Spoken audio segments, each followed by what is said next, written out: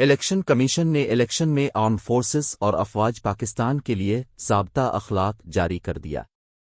Civil armed forces ballot papers کی چھپائی کے دوران پرنٹنگ پریس کی حفاظت کریں گی۔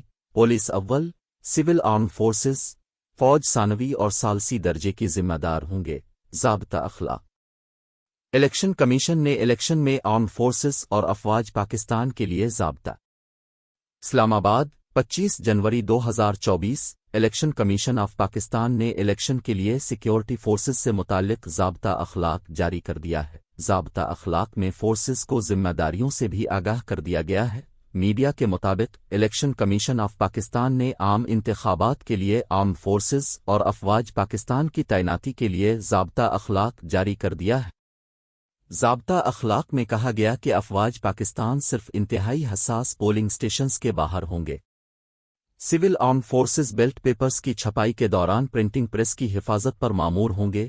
افواج بیلٹ پیپرز کی پرنٹنگ پریس سے DRO دفتر تک دوران ترسیل حفاظت پر مامور ہوں گی۔ افواج انتخابی سامان کی RO کے دفتر سے پولنگ سٹیشنز ترسیل پر سیکیورٹی دیں گی۔ پولیس اول، سول آرمڈ فورسز، فوج ثانوی اور ثالثی درجے کی ذمہ دار ہوں گے۔ افواج گنتی اور انتخابی سامان کی RO آفس واپسی کے دوران سیکیورٹی فراہم کریں گی۔ اسی طرح انتخابات کے لیے فوج اور سول آرمڈ فورسز کی تعیناتی کا نوٹیفیکیشن جاری کر دیا گیا ہے۔ فوج اور سول آرمڈ فورسز کو بطور کوئک ریسپانس فورس سیکیورٹی کے لیے تعینات کیا جائے گا۔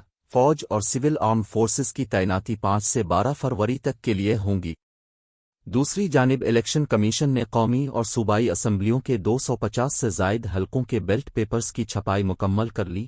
جن حلقوں سے متعلق درخواستیں نمٹا دی گئیں ان کے بیلٹ پیپرز کی چھپائی بھی شروع کر دی گئی ہے۔ الیکشن کمیشن حکام کا کہنا ہے کہ عدالتوں میں انتخابی نشانات سے متعلق 90% سے زائد کیسز نمٹا دیے گئے۔ الیکشن کمیشن انتخابی امیدواروں کی جانب سے دائر صرف 10% کیسز پر فیصلے ہونا باقی ہیں۔ مجموعی طور پر 26 کروڑ بیلٹ پیپرز چھاپے جائیں گے۔ الیکشن کمیشن نے عام انتخابات کے لیے حتمی پولنگ سکیم تیار کر لی ہے۔ ملک بھر میں 92,353 پولنگ سٹیشنز قائم کیے جائیں گے۔